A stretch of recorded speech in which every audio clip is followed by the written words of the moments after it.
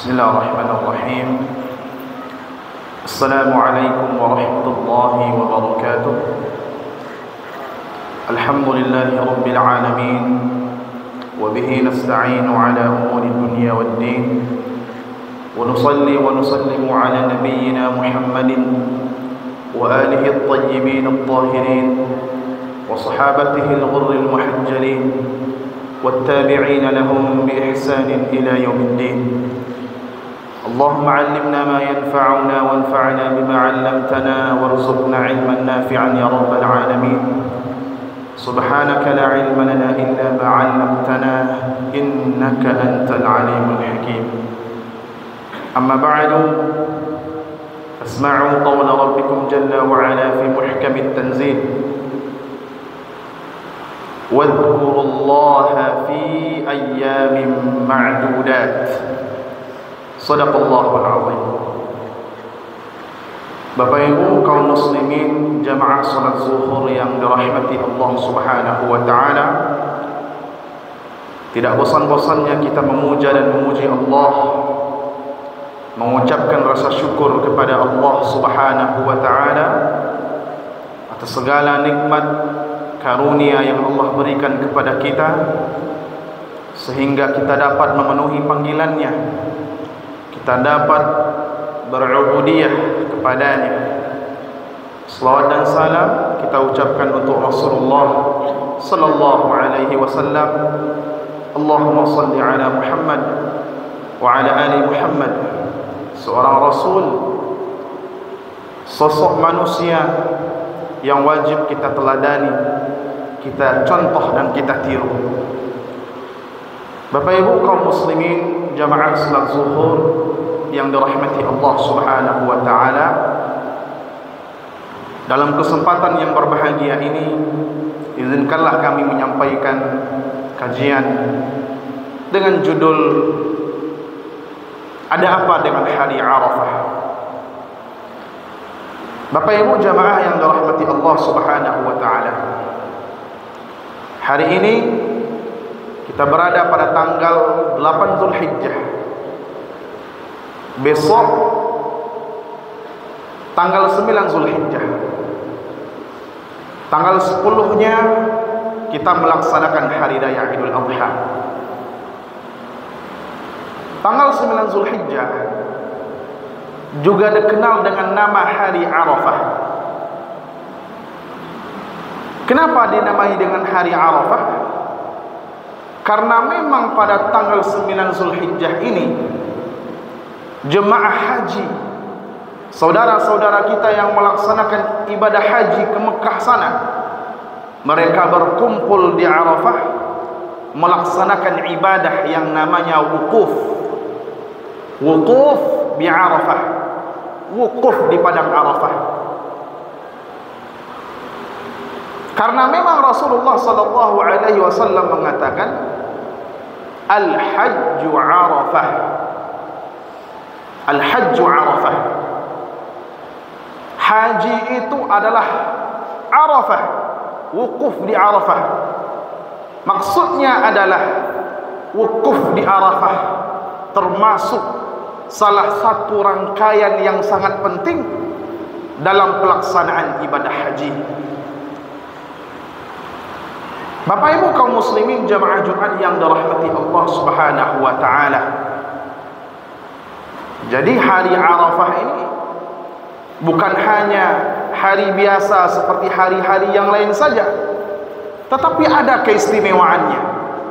Yang pertama itu yang kita sebutkan tadi, bahwa pada hari Arafah ini saudara-saudara kita yang melaksanakan ibadah haji, mereka melaksanakan wukuf di Arafah. Lalu poin selanjutnya adalah bagi yang tidak berhaji, bagi yang belum berkesempatan melaksanakan ibadah haji, ternyata ada ibadah, ada amalan yang bisa kita lakukan. Dan amalan ini sangat penting. Jangan sampai terlupa, jangan sampai tertinggal.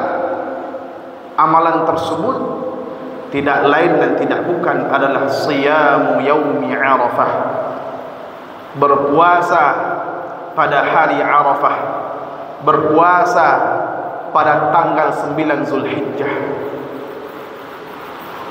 Rasulullah sallallahu alaihi wasallam bersabda, siyamu yaumi Arafah ahtasibu 'inda Allah ay yukaffira as-sanah allati qablaha was-sanah allati ba'daha. Rasul sallallahu alaihi wasallam mengatakan, berpuasa pada hari Arafah, aku berharap kepada Allah puasa tersebut dapat menggugurkan dosa setahun yang telah berlalu, dosa setahun yang akan datang. Ini keutamaan dari berpuasa di hari Arafah, menggugurkan dosa 1 tahun sebelumnya dan dosa 1 tahun setelahnya. Para ulama menjelaskan dosa mana yang dimaksud. Apakah dosa kecil atau dosa besar? Ya. Tentu saja yang dimaksud dosa di sini adalah dosa-dosa kecil. Sebagian ulama mengatakan kalau dia tidak memiliki dosa kecil, maka diringankan dosa besarnya. Kalau tidak memiliki dosa besar, diangkat derajatnya di sisi Allah Subhanahu wa taala. Ya, bayangkan kaum muslimin yang dirahmati Allah Subhanahu wa taala. 1 hari kita berpuasa di hari Arafah, di hari yang mulia, dosa-dosa kita digugurkan, diampuni oleh Allah Subhanahu wa taala. Tidakkah kita mau dosa kita diampuni oleh Allah? Tidakkah kita mau mendapatkan ampunan, mendapatkan maghfirah dari Allah Subhanahu wa taala? Ya. Tidak ada satupun orang berakal yang tidak menginginkan ampunan Allah. Kaum muslimin jamaah salat zuhur yang dirahmati Allah Subhanahu wa taala. Lalu poin yang ketiga yang sering terlupa oleh kita dan sering terlalai oleh kita, hari Arafah adalah hari pertama kita melaksanakan takbir. Pada kajian yang lalu kita membahas ada 2 takbir yang dilakukan pada 10 hari pertama di bulan Zulhijjah. Ya, ada takbir mutlak, ada takbir muqayyad.